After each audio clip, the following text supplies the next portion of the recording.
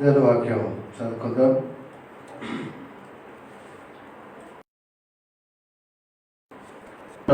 కీర్తన 83వ గీతవాక్యం. 119వ కీర్తన 83వ గీతవాక్యం. నేను పొగ తగులుచున్న సిద్ధివలినైతిని,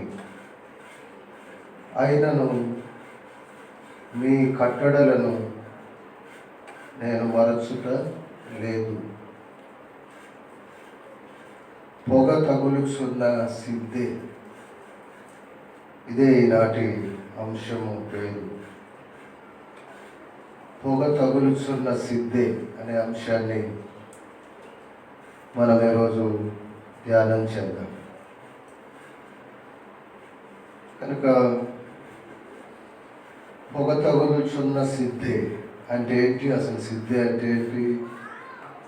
సిద్ధకు పొగలు తగలడం ఏంటి? మరి అది ఎలా ఉండాలి అనే విషయాలు మనం ధ్యానం చేద్దాం. ఈ మాట బాగా వింటే ఇది మన మనస్సులో ఏమండి ముద్రించబడే ఒక గుర్తుండిపోయే మాటలా ఉంటుంది. పొగ తగులుచున్న సిద్ధి అనే మాట. పొగ తగులుచున్న సిద్ధి. సిద్ధి అనే మాటకు అర్థము, సిద్ధి అంటే ఏంటి చెప్పండి ఎవరైనా? దీపం. ఇంకా సిద్ధి అంటే దీపమా? పైన పొగ వస్తే పొగ అంటే పైన చుట్టూ కవర్ చేసే గ్లాస్. ఇంకెవరైనా సిద్ధి అంటే మనం తెలుగు వారం కానీ తెలుగు సరిగా రాని వారం. కొన్ని అచ్చ తెలుగు పదాలు కొన్ని మనకు తెలియదు. అచ్చ తెలుగు పదం నూనె నింపడానికి వాడే పాత్ర. అది కొంచెం వరకు కరెక్టే, కానీ పూర్తి కరెక్ట్ కాదు. సిద్ధే అంటే ఇంకెవరైనా చెప్పచ్చు. సిద్ధిలో నూనె లేదు అని మనం ఎన్నిసార్లు చెప్పుకున్నాం కన్యకల గురించి. బుద్ధిగల కన్యకలు పాత్రలు వేశారుగా 10. వాటి సిద్ధి. సరే, సిద్ధి అంటే తోలు పాత్ర, తోలుతో చేయబడిన తిత్తి. తోలుతో ఇప్పుడు పల్లెటూళ్ళలో యాదవ్స్ ఒక తోలుతో నీళ్లు తీసుకుపోతుంటారు, సింపుల్గా అర్థం కావడానికి. దాన్ని సిద్ధి అంటారు. దాన్ని సిద్ధి అంటారు. రాసుకోండి ఆ మాట. తోలుతో చేయబడిన పాత్ర.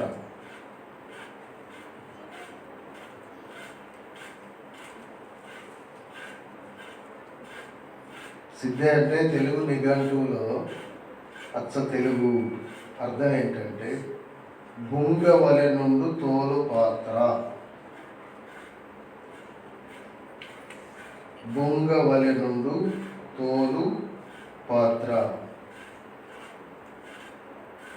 కనుక సిద్ధకు అర్థం మనం చూస్తాం. అలాగే 119వ కీర్తన 89లో కూడా తోలుతో ఉండు ద్రాక్ష పాత్ర అని వ్యాఖ్యానంలో రాయబడి ఉంది. ద్రాక్ష రసాన్ని నింపే తోలు పాత్ర ఇక్కడ రాయబడింది కీర్తనలో. కనుక తోలుతో చేయబడిన తిత్తి, సింపుల్గా చెప్పాలంటే తోలుతో చేయబడిన ఒక తిత్తి లాంటిది, ఒక పాత్ర, ఒక సంచి అంటారు చూసారు. దాన్ని సిద్ధె అంటారు. సిద్ధె తోలుతో చేయబడింది. దాని ద్రాక్ష రసాన్ని నిల్వ చేసుకోవడానికి, తాగడానికి ఎక్కువగా వినియోగిస్తూ ఉండేవారు. కనుక సిద్ధె అంటే ప్రమిద లాంటిది, దీపాలు పెట్టే పాత్ర లాంటిది అది కాదు. ఇక్కడ సిద్ధె అంటే అది తోలు పాత్రగా మనం చూస్తాం. కనుక ఈ తోలు పాత్రకు, ఈ తోలు తిత్తికి, ఈ ద్రాక్ష రసమును నిల్వ చేసే తోలు తిత్తికి, ద్రాక్ష రసం బలాన్ని, ఆనందాన్ని, ఆరోగ్యాన్ని, అందాన్ని కూడా ముఖంపై మెరుపును కూడా. బాగా ఆరోగ్యంగా ఉన్న వాళ్ళు ఎట్లుంటారు? బాగా ఆరోగ్యంగా బలంగా ఉన్న వాళ్ళు ఎట్లుంటారు? ఈ కరోనా టైంలో కొందరు చచ్చిపోయారు, కానీ ఉన్నోళ్ళు కొందరు ఎట్లుంటున్నారు, ఎట్లయితున్నారు? ఒక్కొక్కరు బాగా ప్రాణం పడుతున్నారు అంటారు కదా, బలంగా అవుతున్నారు చూసారు. కనుక శారీరక బలము, ఆరోగ్యం పెరిగినప్పుడు అందంగా కూడా మనుషులు కనిపిస్తారు. కనుక ద్రాక్ష రసము ఆరోగ్యాన్ని, ఆనందాన్ని, అందాన్ని ఇస్తున్నప్పుడు మరి దానికి పొగ తగులుతుందంట. ద్రాక్ష రసానికి, తిత్తికి ఆ గిన్నెకు ఆ పాత్రకు, తోలు పాత్రకు ఆ సిద్ధెకు ఎందుకు పొగ చూరుతుంది? మరి ఆ రోజుల్లో ఆ కీర్తన నేపథ్యాన్ని చూస్తే, వ్యాఖ్యానకర్తల వ్యాఖ్యానాలు కూడా చూస్తే, వారు కష్టకాలంలో ఉన్నప్పుడు వారి గుడారంలో వారికి ఇక దాని ఉపయోగం లేక తాకించినప్పుడు, ఒక గుడారంలో సిద్ధెను దాటించినప్పుడు అక్కడ అది నిరుపయోగంగా ఉండి, దాని ఉపయోగం లేక, దాన్ని వాడే పరిస్థితులు లేక తాకించినప్పుడు, అక్కడ వంటలు వగైరా ఇతర పనులు చేస్తున్నప్పుడు ఆ పొగ చూరుతుంది అంటుంటారు సార్. కనుక పొగ చూరుచున్న సిద్ధెలాగా మేమున్నాం అంటున్నాడు. అంటే అర్థం ఏంటంటే పొగ తగులుచున్న సిద్ధెలు అంటే మనము దాని ఇంటెన్షన్, ఆ భక్తుని మాటలోని ఆంతర్యం, ఆ పదజాలంలోని భావజాలం ఏంటంటే నిరుపయోగంగా అయిపోయాం. అది నిరుపయోగులం అయిపోయామయ్యా, కరుణించు అంటున్నాడు. మళ్ళీ చదువుతా చూడండి అన్నమాట.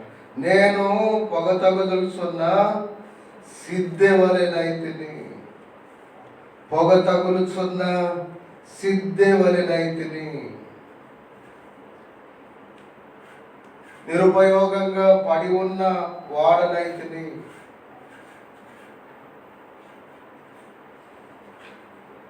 గుడారంలో వేలాడుతూ పాతబడిపోయిన, పొగచూరిన,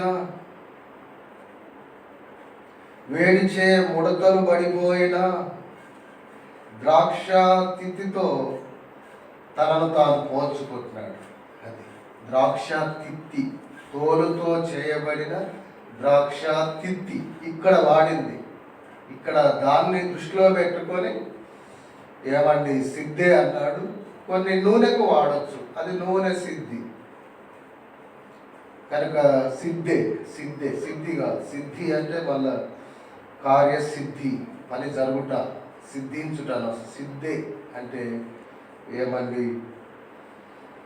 తోలు తిత్తి, తోలు సంచి, తోలు పాత్ర. కనుక బొంగవలె నుండు తోలు పాత్ర అని బైబుల్ నిఘంటువులో ఉంది. కనుక అలాంటి స్థితిలో నేనున్నానని భక్తుడు ఆయన తన విచారాన్ని వ్యక్తం చేస్తే దేవుని సహాయాన్ని కోరుతున్నాడు. కనుక వారి గుడారాల్లో త్రాగించినప్పుడు అది నిరుపయోగంగా ఉండి ఆ వేడికి ముడతలు పడుతూ ఏమండి ఆ యొక్క పొగ చేత పొగ చుట్టుకొని పొగలో ఏమండి అది పొగ తగులుకొని పోతున్న సిద్ధెల ఏమని నేనున్నాను అని భక్తుడు ఇక్కడ రాస్తూ ఉన్నాడు. కనుక నిరుపయోగంగా ఉన్న స్థితి, పక్కన పడివేయబడిన స్థితి, వృధా అవుతున్న స్థితిని తెలియచేస్తుంది. పొగసూరుచున్న సిద్ధి, వృధా అవుతున్న స్థితి, నిరుపయోగంగా ఉన్న స్థితి, ఏమండి పక్కన పడవేయబడిన స్థితిని, పక్కన ఉండిపోయిన ఒక స్తబ్దత, ఒక ఉపయోగం లేని స్థితిని సూచిస్తుంది. ఏమండి పొగ తగులుచున్న సిద్ధి. మరి మనం ఎలా ఉండాలని దేవుడు కోరుతున్నాడు అంటే ఓ 3 విషయాలు చూద్దాం. మనకి 25 నిమిషాలే వస్తాను, 25 నిమిషాలు. మరి పొగ తగులుతున్న సిద్ధగా ఉండకుండా ఉపయోగకరమైన సిద్ధగా మనం ఉండాలి. ఉపయోగకరమైన పాత్రగా మనం ఉండాలి. అంటే మనం ఎలా ఉండాలి చూడండి. మొట్టమొదటిది ఎఫెసీలకు రాసిన పత్రికలో 5వ అధ్యాయం 15-16 పొగ తగులుచున్న సిద్ధే అనేది అంశము. కీర్తన 119:83 మూల వాక్యం.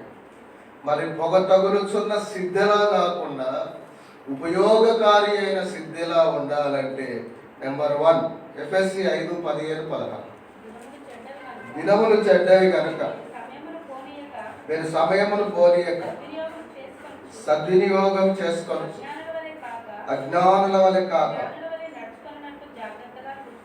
జ్ఞానుల వలె నడుచుకున్నట్లు జాగ్రత్తగా చూసుకోండి. అజ్ఞానుల వలె కాక జ్ఞానుల వలె నడుచుకున్నట్లు జాగ్రత్తగా చూసుకోనండి. సమయము పోనివ్వద్దు.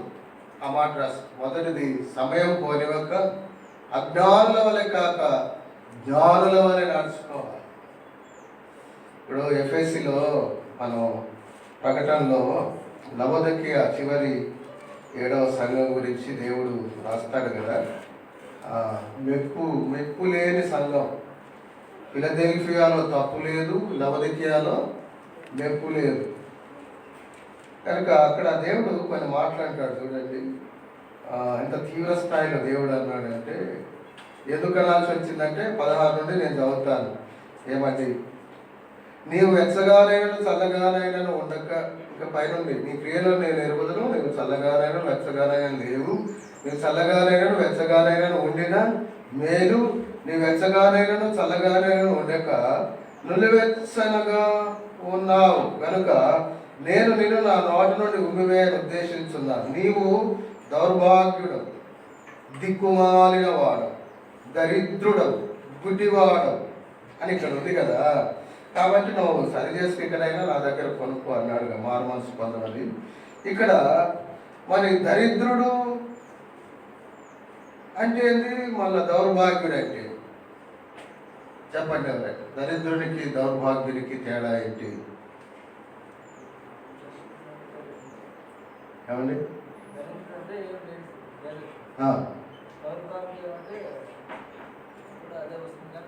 కూడా అదే వస్తుంది కానీ కొంచెం వేరే ఉంటుంది.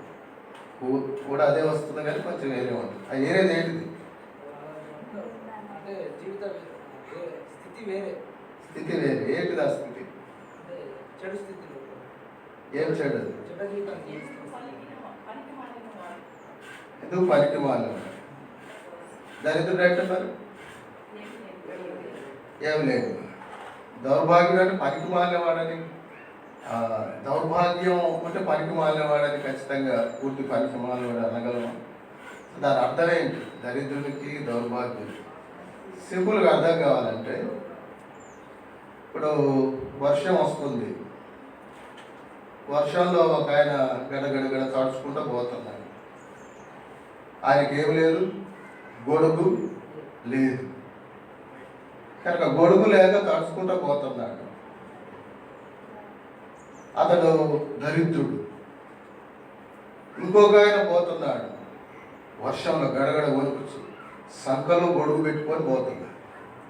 ఏడుంది సంకలు, గొడుగు ఏడుంది? ఇతడు దౌర్భాగ్యం. భాగ్యం ఉంది కానీ దాన్ని అనుభవించట్లేదు, దౌర్భాగ్యం. దరిద్రం అంటే గొడుగు లేనోడు, దౌర్భాగ్యుడు అంటే సంకలో గొడుగు పెట్టుకొని తడుచుకుంటూ పోతాడు. అది సంగతి. ఉంటుందంతా ఎంతో ఉంటుంది, దాన్ని అనుభవించలేడు. కనుక ఇది మనం బాగా అర్థం చేసుకోవాలి. ఇప్పుడు ఇది ఎందుకు తీసుకొచ్చానంటే, ఎందుకు ఈ సందర్భం వచ్చిందంటే, మనం సమయం సద్వినియోగం చేసుకుంటూ ఏమంటే అజ్ఞానుల వలె కాక జ్ఞానుల వలె నడుచుకుంటాం. కనుక దౌర్భాగ్యులు అంట. భాగ్యం ఉంది కానీ ఆ భాగ్యాన్ని అనుభవించట్లేరు, తెలివిగా జ్ఞానయుక్తంగా వాడట్లేరు. కనుక అక్కడ దిక్కుమాలిన వారంటే గమ్యం తెలియని వారు, ఎటు పోవాలో తెలియదు. బస్ ఎక్కి ఏడిపోవాలంటే ఏమో సార్ అంటే ఎక్కడ కండక్టర్ ఏడిపోవాలి చెప్పా, ఏమో సార్ దిక్కు ఏడ దొరికిన పోతుంది. ఇంకా లేడీ కండక్టర్లు అయితే ఇంకా సీరియస్ అయ్యి కావచ్చు. అంటే లేడీస్ ఎక్కువ సీరియస్ అవుతారని కాదు నా ఉద్దేశం. కానీ ఎవరైనా లేడీస్ అయినా జెంట్స్ అయినా నవ్వుకుంటాం. కనుక విసిగిస్తూ ఉంటాయి కండక్టర్లు. అంతా బాగా విసిగించే ఉద్యోగం సిటీ కండక్టర్స్ చూస్తే అర్థమవుతుంది ఎంత బాగా రిస్క్ జాబ్ అండి అది. సిటీలో డ్రైవింగ్ కానీ కండక్టర్ పని చేయడం కానీ. సరే, వాళ్ళకు దేవుడు సాయం చేస్తున్నది పొందనాలు. కానీ విషయం ఏంటంటే, సిస్టర్స్లో కూడా ఎంతో సహనంగా ఉండేవాళ్ళు ఎందరో ఉంటారు, బ్రదర్స్లో కూడా సిస్టర్స్. కానీ ఇక్కడ సమయాన్ని పోనివ్వకుండా సద్వినియోగం చేసుకోవాలి. కనుక అప్పుడు నువ్వు పొగసూరుతున్న సిద్ధలాగా ఉండవు, ఉపయోగపడే సిద్ధలాగా ఉంటావు. ఆనందం, ఆరోగ్యం ఇతరులకు కలిగించేలా ఉంటావు. ఆధ్యాత్మిక ఆనందం, ఆధ్యాత్మిక ఆరోగ్యం. నిరుపయోగంగా ఒక మూలకు ఉండవు. జాన్ వెస్లీ గారు అన్నారు, ఆయన ఇంగ్లాండ్ జాన్ వెస్లీ గారు గొప్ప భక్తుడు, దేవా నన్ను నీ సేవలో అరిగిపోని కానీ తుప్పు పట్టనీయక, తుప్పు పట్టనీయక అన్నాడు. తుప్పు పట్టరు, పొగసూరరు. కనుక సమయాన్ని సద్వినియోగం చేసుకోవాలి. నేను ఈరోజు ఫేస్బుక్లో, యూట్యూబ్లో అలాగే వాట్సాప్లో ఒక చిన్న షార్ట్ 26 సెకండ్స్ మెసేజ్ ఒకటి పెట్టాను. అదేంటంటే, తల్లి ప్రేమ గురించి. వాక్యం కూడా తల్లికి వృద్ధాప్యంలో, ముదిమి కాలంలో తల్లిని ఆనందపరచాలని వాక్య భాగము. తర్వాత దానిలోని సారాంశంలో నుండి చెప్తూ, తల్లిదండ్రులకు ఏమన్నా, తల్లికి ఏమన్నా చేయాలంటే ఆమె బ్రతికుండంగానే ఏమన్నా చేయాలి. ఇప్పుడు తల్లి చచ్చిపోయాక సమాధి చేసి వచ్చాక పోయి సమాధికి ఏమైనా చేస్తే ఏమైనా వస్తుందా ఆమెకు? ఆ సమాధి మీద పెద్ద, నేను మన వనస్థలపురంలో రాజనన్న సతీమణి ఆ రత్నమాలక్క ప్రభునందు నిద్రించినప్పుడు వెళ్ళాను నేను. అక్కడ ఒక సమాధి చూశాను. ఎట్లా కట్టారంటే అవి గ్రానైట్ స్టోన్స్తో పెద్దగా, ఒక 2 సమాధులంతా ఒకటే కట్టినట్టుంది, అట్లా కట్టారు. వాళ్ళు ఎలా చూసుకున్నారు తల్లిని నాకు తెలియదు. ఆమె తల్లిలో భర్తో, పురుషుడో స్త్రీనో తెలియదు. కానీ ఒకవేళ తల్లి చచ్చిపోతే పెద్ద సమాధి, పెద్దగా గ్రానైట్ స్టోన్స్తో 30-40 వేలు, 1 లక్ష రూపాయలు పెట్టి కట్టిన సంతోషమా ఆమెకేమో? అంటే అలాంటి వారు సమయాన్ని సరిగా వినియోగించుకోలేరు. తమ తల్లి తమ కళ్ళ ముందు బతికి తిరుగులాడుతున్నప్పుడు ఏమి చేయక చచ్చిపోయినాక పాలరాతితో సమాధి కడితే ఏమొస్తుంది? సిద్ధెలో ఇల్లో పొగ సూరుతున్న సిద్ధలు ఇలాంటి వాళ్ళ తుప్పు పట్టిన బతుకులు ఇలాంటి వాళ్ళు. కళ్ళ ముందు ఉన్నప్పుడు ప్రేమ చూపలేదు. స్టేటస్ సింబల్స్ కోసం కూడా కట్టిస్తారు. మా స్టేటస్కు తగ్గట్టు ఉండాలి సమాధి. దుర్మార్గత. ఒక ఆయన బయట ఒక పాట రాశాడు, మాయమవుతున్నాడమ్మో మనిషి అన్నోడు, ఎక్కడో నూటికో కోడికో. ఆలోచింపజేసే పాట. మానవత్వం మంటగలిసిపోతుంది, మాయమవుతున్నాడు మనిషి అన్నోడు. అది గొప్ప బాధ. రక్షణ పొందని వారిలో, రక్షణ పొందిన వారిలో ఏమన్నా ఉపయోగకరమైన సిద్ధలు తక్కువైతున్నాయి, పొగసూరుతున్న సిద్ధలు ఎక్కువైతున్నాయి. విచారం తల మెరుస్తూ సానబట్టిన ఆయుధాలు తక్కువైతున్నాయి. మొద్దులు ఎక్కువైతున్నాయి. మొద్దులు, శుద్ధ మొద్దులు అంటారు. బయట చదువు సారుడు బల్పాలు దోషుడు. నా చిన్నప్పుడు ఇంకా సామెత. భక్తి తక్కువ, ఆర్భాటం ఎక్కువ ఈ రోజుల్లో. షో పుటప్పులు ఎక్కువ. ఆనాటి క్రైస్తవులు నాటు క్రైస్తవులు అంట, ఈనాటి క్రైస్తవులు నాజూకు క్రైస్తవులు అంట. నాజూకు, సెన్సిటివ్. ఇలాంటి సెన్సిటివ్ వాళ్ళు, నాజూకు వాళ్ళు, వీళ్ళంతా పొగసూరుతున్న సిద్ధులు. ప్రభు దేవాది దేవుడు సకల ఆశీర్వాద కారణభూతుడు, సర్వశక్తుడు. ఆయన రిక్తునిగా చేసుకొని దిగివచ్చి మన కొరకు హింసను అందారు. పశుల పాకలో జన్మించాడు. శుభ్రం ఉంటుంది అక్కడ. ఎంత తగ్గించుకున్నాడు ఆయన. ఏమండి, తన చేత సృష్టించబడినోడు మొఖాన ఉమ్మేస్తుంటే తలదించుకున్నాడు ఆయన దేవుడు. రే అని కళ్ళెర్ర చూస్తే ఏమైపోవాలి వాళ్ళు, ఏపాటి వాళ్ళు తలదించుకున్నాడు. దేవుడు అంత తగ్గించుకొని అంతగా మన కోసం రిక్తునిగా చేసుకొని అన్ని హింసలను ఉంది మనల్ని రక్షిస్తే మనం నాజూకోళ్ళమయ్యాము. ఈ రోజులు చిన్న వర్షానికి తాళలేము, చిన్న ఎండ దెబ్బకు తాళలేము, చిన్న ప్రయాణానికి తాళలేము, ఒక్క పూట భోజనం లేకుంటే తల్లడిల్లిపోతాం, ఒక్క ఆదివారం చికెనో మటనో లేకుంటే ఇట్టయిపోయి బతుకు అనుకుంటాం. మంది ముఖాలు చూడొచ్చు, పిల్లలు మంది ముఖాలు చూస్తున్నారు. అమ్మో నాయన, పిల్లల మీద నెట్టుతున్నారు. అసలు సంగతి ఇల్లదే. ఎంత విచారం, అవి సాడ్ థింగ్. చాలా బాధ. అది మనకు నవ్వు వస్తుంది చెప్తుంటే, కానీ చాలా విచారం. నాజూకుతనం ఎక్కువైపోయింది. సమయాన్ని చాలా వృధా చేస్తారు. తల్లిదండ్రులకు ఏమైనా చేయాలన్నా వాళ్ళు బ్రతుకున్నప్పుడే మనం బ్రతుకున్నప్పుడే ఈ భూమి మీద. దేవుని కొరకు ఏమైనా చేయాలన్నా మనం ఈ భూమి మీద బతుకున్నప్పుడే. దేవుడు నిత్యుడు. ఆయన మన కోసం మరణం చేయించి లేచాడు.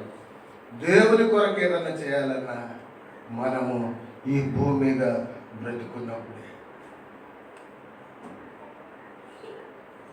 కనుక పెద్దలను, తల్లిదండ్రులను గౌరవించడం నేర్చుకోవాలి. వాళ్ళకి ఏదైనా చేయడం నేర్చుకోవాలి. వాళ్ళ అవసరాలు ఏంటో, వాళ్ళ టేస్ట్ ఏంటో తెలుసుకోవాలి. ఈ మధ్య ఒకరు, మా తమ్ముడు వాళ్ళ అమ్మగారికి ఒక బహుమానం ఇచ్చారు. నాకు సంతోషం అనిపించి.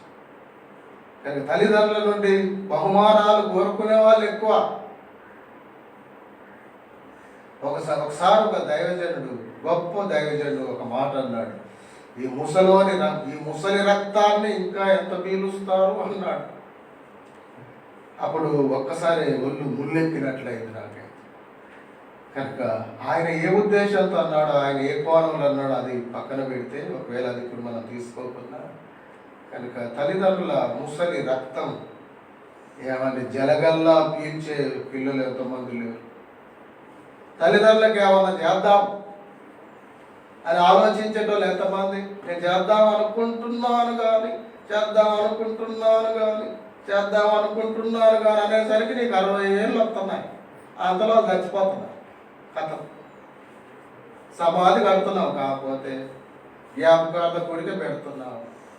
ఇంకా అంతే. అక్కడ కూడా నీ స్టేటస్ చాటుకోవడం కోసం యాటలు ఎక్కువ కోసం. అది కూడా నీ వికారమే, విపరీత బుద్ధి కొందరిది. కనుక తల్లినే ప్రేమించలేనోడు యేసయ్యనే ప్రేమిస్తాడు. పేగు తెంచిన బంధాన్నే ప్రేమించలేనోడు ప్రభువునే ప్రేమిస్తాడండి. పొగసూరిన సిద్ధెలు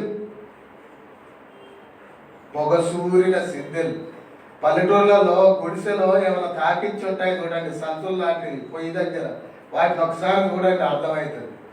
ఆ ఊర్లలో ఉట్టి అని ఉండేది, ఉట్టి దాంట్లో గిన్నెలు పెట్టేది, పిల్లి ఎగిరి పాలు తాగకుండా. ఆ ఉట్టి చూడండి, వంట రూమ్లో ఉట్టి ఎట్టుండదు, నల్లగా. తిమోతి రాసిన 2:4-2. నేను వ్యంగ్యంగా చెప్పట్లేను, వేదనతో చెప్తున్నాను. మనము ఉపయోగకరమైన పాత్రలుగా ఉన్నామా మన కుటుంబానికి, సంఘానికి, సమాజానికి? లేక పక్కన నిరుపయోగంగా ఉండిపోతున్నాం? చదవము 4:2. వాక్యమును ప్రకటించు, సమయమందును అసమయమందును ప్రయాసపడు,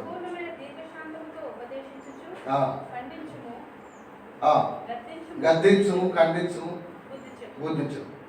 సమయమందును అసమయమందును ప్రయాసపడు. కనుక సమయమందు అసమయమందు ప్రయాసపడాలని వాక్యం చూస్తుంటే, మనము సమయమందు కూడా మనకు ద్వారం తెరవబడినప్పుడు, లేక మనకు అనుకూలంగా ఉన్నప్పుడు, లేక సమయం ఉన్నప్పుడు కూడా మనం ప్రభు పనిలో విశ్వాసులుగా కుటుంబ క్షేమం కొరకు, రక్త సంబంధుల క్షేమం కొరకు, క్రీస్తు రక్త సంబంధుల క్షేమం కొరకు, ఇంకా దేవుని నమ్మని వారి మేలు కొరకు మనకు ఇచ్చిన దేవుడిచ్చిన సమయాన్ని మనం వాడకపోతే, మనము దేవుని పాత్రలైన మనము ఒక శీలకు దాకించి పొగసూరుతున్న సిద్ధి లాంటి వాళ్ళం, ఒక పొయ్యకు దాకించి దానితో పోల్చుకుంటున్నాడు ఇక్కడ భక్తుడు. కనుక సమయం పోని ఒక్క రోజు గతిస్తే మళ్ళీ వస్తుందా? ఒక నిమిషం గతిస్తే మళ్ళీ వస్తుందా? పొద్దుటి 6 గంటలు మళ్ళీ వస్తాయా? ఉదయం 6 గంటల సమయం వస్తుందా? మళ్ళీ రాదు. కనుక పరలోకంలో మనం బహుమానాలు పొందాలంటే, క్రీస్తు న్యాయపీఠం ముందు బహుమానాలు పొందాలంటే, ఈ భూమి మీద మనం ఉండగా దేవుడు పరలోకంలో సంతోషించాలంటే, మనము ఉపయుక్తమైన పాత్రలుగా ఉండాలి. తోలుతో చేయబడిన ద్రాక్ష తిత్తి ఇక్కడ వాడబడిన సిద్ధి. కనుక మనము ఫలభరితంగా ఉన్నామా? కొత్త ద్రాక్షారసముతో నిండి ఉన్నామా? అనేకులకు ఆత్మీయ ఆరోగ్యాన్ని, ఆనందాన్ని, అందాన్ని, ఆధ్యాత్మిక సౌందర్యాన్ని ఇచ్చేవారు ఉన్నామా? పరీక్షించుకోవాలి. రెండవది, తిమోతి రాసిన 2:1-6. 10 నిమిషాల సమయం ఉంది. ఆ హేతువు చేత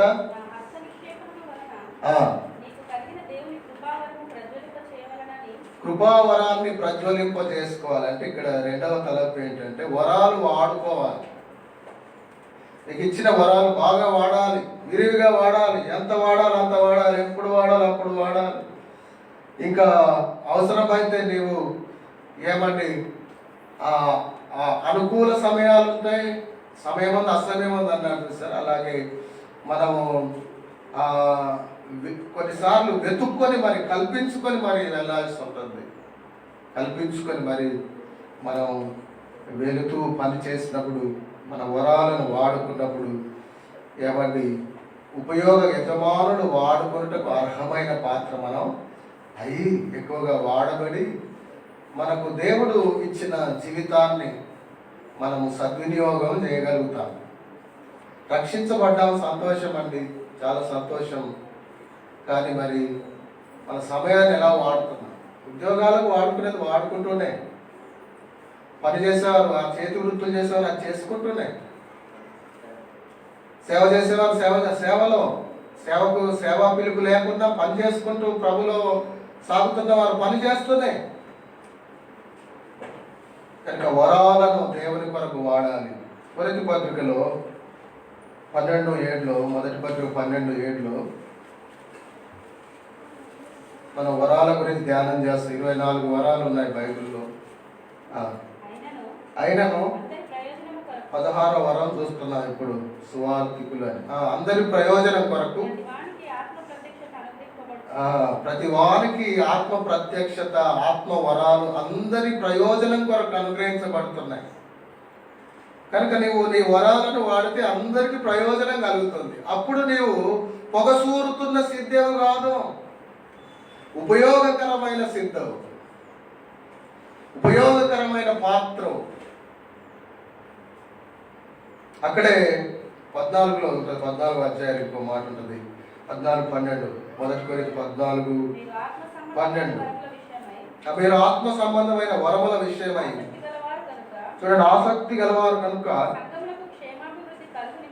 సంఘములకు క్షేమాభివృద్ధి కలుగు నిమిత్తం విస్తరించినట్లు ప్రయత్నం చేయాలండి. చూసారు, ఉన్న వరాలను బలంగా వాడడమే కాకుండా ఇంకా అనేక వరాలు దేవుడిచ్చి అవి విస్తరించేలా ఆపేక్షించాలని ప్రయత్నం చేయాలండి. అర్థమైందా? పాటలు పాడే వరం ఉందా? బాగా పాడాలి, గలమెత్తాలి, ఎక్కడంటే అక్కడ. వాక్య పరిచర్య చేసే వరం దేవుడు ఇచ్చాడా? ప్రవచన వరం ఉందా? ప్రకటించు, ప్రవచించు, దేవుడు చెప్పిన మాటలను అందించు. అలా ఏ వరం దేవుడు ఇచ్చినా ఆ వరాన్ని సువార్థికుడిగా సువార్త అందించు, అందరూ ప్రకటించాల్సిందే సువార్త. కనుక మనకి ఇచ్చిన వరాలను ప్రజ్వలింపజేసుకోవడమే కాకుండా ఇంకా అనేక వరాలను కోరుకోవాలంట. చూసారా, మీరు ఆత్మ సంబంధమైన వరాల విషయమై ఆసక్తి గలవారు కనుక సంఘములకు క్షేమాభివృద్ధి కలిగినట్లు అవి మీకు విస్తరించినట్లు, అంటే ఆత్మవరాల విషయంలో ఆసక్తి గలవారు కనుక అవి మీకు, అంటే ఆత్మవరాలు మీకు విస్తరించినట్లు, ఆత్మ సంబంధమైన వరాలు అంటే ఆత్మవరాలు మీకు విస్తరించినట్లు ప్రయత్నం చేయండి అంటున్నారు. ఉన్న వరాలు వాడడమే కాదు, విస్తరించినట్లు ప్రయత్నం చేయాలంట. అప్పుడు ఏమండి, ప్రభు పనిలో మనం ఏమండి ఎంతగానో తరించిపోతాం. జాబ్స్ చేస్తూ, ఉద్యోగాలు చేస్తూ కూడా ఎన్నో ఆత్మలు సంపాదించిన వాళ్ళు ఉన్నారండి. కూలి పని చేస్తూ కూడా ఎన్నో ఆత్మలను సంపాదించిన వాళ్ళు ఉన్నారు.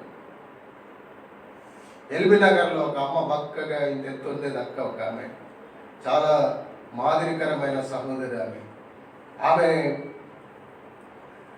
ఏదో చిన్న పెట్టే ఉండేది, మరి వాళ్ళు ఏమి ఎంటికలు అమ్మేటోళ్ళు ఏదన్నా పాత్రలు సరుకేంటో నాకు తెలియదు అందులోది, కానీ చిన్న చిన్న పెట్టెలు పెట్టుకొని ఊరంతా తిరిగి అమ్మేటోళ్ళు వాళ్ళు. ఆమె ఎల్బీ నగర్లో ఒక సహవాసంలో ఎంతో మందిని దేవుని దగ్గర నడిపించింది. చిన్న పని ఆమె చేసేది. ఒకసారి ఎల్బీ నగర్ బస్ స్టాండ్లో నాకు కలిసి దగ్గరకు వచ్చి గిఫ్ట్ ఇస్తావు. ఆమె చిన్న పని చేసుకుంటే ఆమె ఎందుకులే అని, వద్దులే అంటే ఊరుకోవట్లేదు, మళ్ళీ బాధపడగాలని తీసుకొని జోబులో పెట్టుకున్నాను. ఆమె ఎంతమందిని సంపాదించింది తెలుసా? దేవుని దగ్గరికి ఎంతో మందిని ఆమె దేవుని దగ్గరికి నడిపించింది. కనుక మనము పొగసూరుతున్న సిద్ధెల్లాగా ఉండొద్దండి, ఉపయోగకరమైన సిద్ధెల్లాగా ఆధ్యాత్మిక ఆరోగ్యం, ఆధ్యాత్మిక ఐశ్వర్యం, ఆధ్యాత్మిక సౌందర్యం ఇతరులకు కలిగించేవారుగా మనం ఉండాలి. మూడవది, ఒక్క మాట మూడవది చూసి మనం ప్రార్థన చేసుకోవాలి. అపోస్తుల కార్యాలు 1:8. మొదటిది ఏం చెప్పండి? సమయము సద్వినియోగం చేసుకోవాలి. రెండవది, వరాలు వాడుకోవాలి. ఇంకా వరాల విషయమై ఏమండి ప్రయత్నం చేయాలి. మూడవది 1:8 అపోస్తుల కార్యాలు, ఆయనను పరిశుద్ధాత్మ మీ మీదకి వచ్చినప్పుడు మీరు శక్తి నొందెదరు కనుక మీరు యెరూషలేములోను యూదయ సమరయ దేశములంతటను భూదిగంతముల వరకు పరిశుద్ధాత్మ శక్తితో అనుదినము నింపబడుతుంటారు. లూకా సువార్తలో 11వ అధ్యాయం 13వ వచనంలో, అక్కడ 11వ అధ్యాయంలో ప్రార్థన గురించి ఉంటుంది. అడుగుడి మీకు ఇవ్వబడును అని ఉంటుంది. దాన్ని ఎక్కువగా మనము, నాకు ఉద్యోగం లేదు ఈ ప్రభువా, ఒక బండి లేదు ఈ ప్రభువా, ఎండలో పోలేకపోతున్నాను నాయన, వర్షంలో కూడా వెళ్ళాల్సి వస్తుంది, ఎండలో వెళ్ళాల్సి వస్తుంది, మరి బండి అయితేనేమో తడుస్తుందా, మరి ఒక 4 వీలర్ అయితే బాగుంటుంది నాయన అని అడుగుతుంటాం, తప్పలేదు. ఎక్కువ ఇలాంటి అడుగుతుంటాం. కానీ అసలు కాంటెక్స్చువల్గా అక్కడ వరుస క్రమంలో మనం చూస్తే అడగమన్నది ఆత్మను అడగమన్నాడు. అంటే ఇప్పుడు మనకు ఆత్మ లేదని కాదు, మనలో హోలీ స్పిరిట్ ఉన్నాడు. ఎప్పుడైతే విశ్వసించామో, ముద్రించబడ్డాం పరిశుద్ధాత్మచే, మనలోకి యేసు ప్రభు పరిశుద్ధ రక్తం మనల్ని పరిశుద్ధపరచగానే హోలీ స్పిరిట్ వచ్చేసాడు.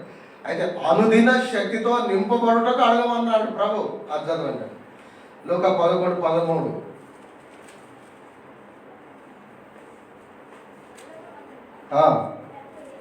మీ తండ్రి తను అడుగు వారికి పరిశుద్ధాత్మను ఎంతో నిశ్చయముగా అనుగ్రహించునని. కనుక పరిశుద్ధాత్మ నింపుదల కొరకు ప్రార్థించాలి. అక్కడ రాసుకున్న రిఫరెన్స్ దగ్గర లూకా 11:13 అనుదినము పరిశుద్ధాత్మ నింపుదల కొరకు అడగాలి దేవుణ్ణి. దేవా, నీ శక్తితో నింపు, పరిశుద్ధాత్మ శక్తితో నింపు, నన్ను వాడుకో. విశ్వాసులు ఈ ప్రార్థన చేయాలి.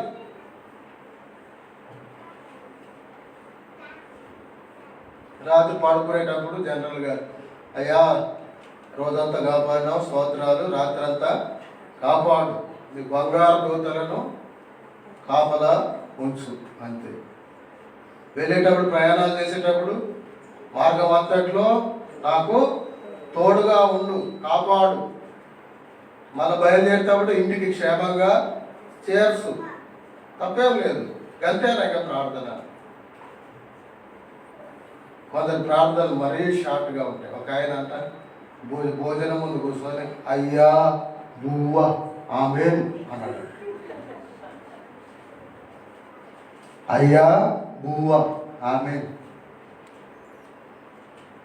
ఎత్తినోడి బుద్ధితో ఈ పుణ్యం ఎత్తి.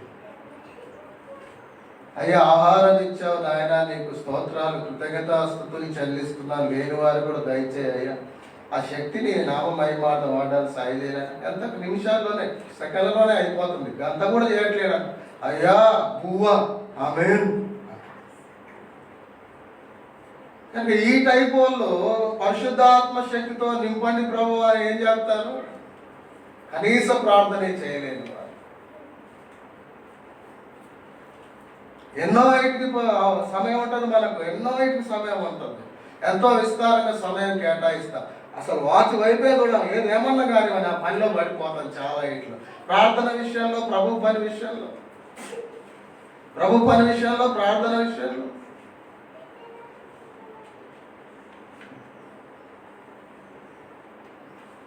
పరిశుద్ధాత్మ శక్తితో నింపబడాలి. రోమా 15:13. రోమా 15:13.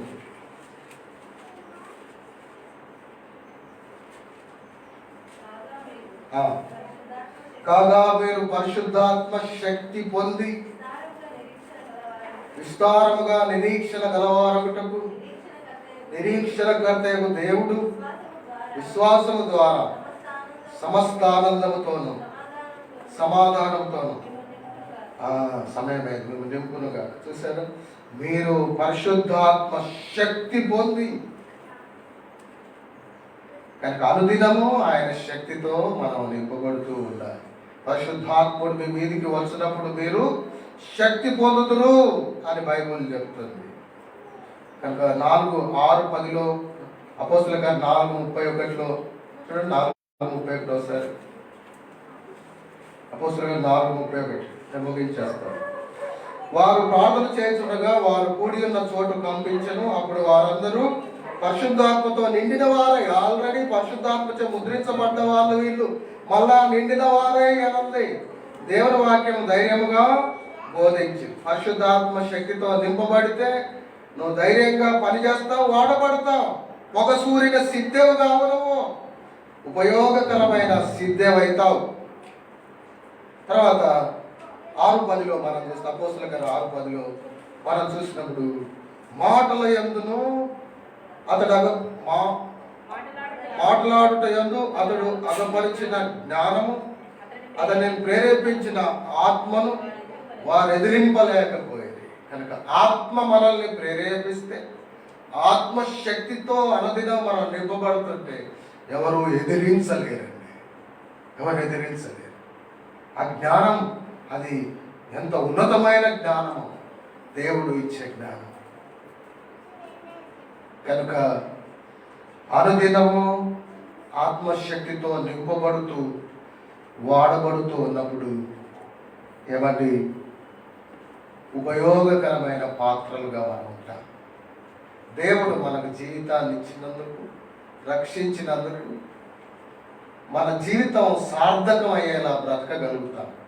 లేకుంటే దేవునికి మనం పరలోకం పోయినా అంత ఆనందం లేని బ్రతుకు భూమి మీద బతికిన వాళ్ళమైతే, మనము పరలోకం పోయినా అందరికి బహుమానాలు ఇస్తుంటే మనం ఆ ముఖం మార్చుకొని కూర్చునే వాళ్ళమే. జోసఫ్ జయసూర్య గారు అని ఆయన ఒక మాట అన్నాడు, పరలోకంలో బాష్ప బిందువు తుడిచేది ఏంటి దేవుడు, పరలోకంలో బాష్ప బిందువు ఏంది, అంత ఆనందమే కదా, ఆయన వారి కన్నుల ప్రతి బాష్ప బిందువు తుడుచును అని ఉందేంది అని ఆయన ఆలోచిస్తుంటే ఆయనకి అర్థమైంది ఏంటంటే, క్రీస్తు న్యాయపీఠం ముందు భూమి మీద దేవుడిచ్చిన సమయాన్ని ఉపయోగించక ఉన్నవాళ్ళు, పని చేయకుండా పరలోకం పోయిన వాళ్ళు, అక్కడ బహుమానాలు అందరూ చాలా పొందుతుంటే వీళ్ళు పొందలేక ఏదో పొందిన ఒకటి రెండు లేక సరిగా పొందని స్థితిలో ఉన్నవాళ్ళు అక్కడ బాష్ప బిందువులు రాలుస్తుంటారంట తలదించుకొని. అప్పుడు దేవుడు మళ్ళీ తుడిచి, సరే చేసిన కొద్ది పనికైనా బహుమానం ఇచ్చి ఇక సరే రా అని దేవుడు అలా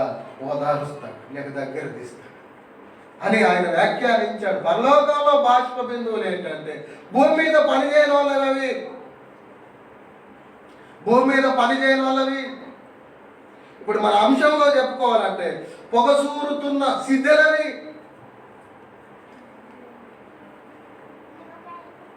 కనుక సమయమందు అసమయమందు ప్రయాసపడదాం. మొట్టమొదటి సమయాన్ని సద్వినియోగం చేసుకున్నప్పుడు, వరాలను విస్తారంగా వాడుకున్నప్పుడు, మూడవది పరిశుద్ధాత్మ శక్తితో అనుదినం నింపబడుతూ ఆయన చేతిలో బలమైన సాధనాలుగా వాడబడుతున్నప్పుడు ఏమంటే ఆరోగ్యం, ఆనందం, అందం, ఆత్మీయ ఆరోగ్యం, ఆత్మీయ ఏమండి సౌందర్యం, ఆత్మీయ బలం, స్ట్రెంగ్త్ తోటి వారికి మనం ఇచ్చేవారం అవుతాం. అనేక ఆత్మలను సంపాదించిన వారం అవుతాం. పరలోకంలో లేక క్రీస్తు న్యాయపీఠం ముందు మనం బహుమానాలు పొందేవారుగా ఉంటాం. నేను మూలవాక్యం చదివేస్తాను, ప్రార్థన చేసుకుంటాం. కీర్తనల గ్రంథం 119:83. నేను పొగ తగులుచున్న సిద్ధే వలనైతిని, అయినను నీ కట్టడలను నేను మరచుటలేదు.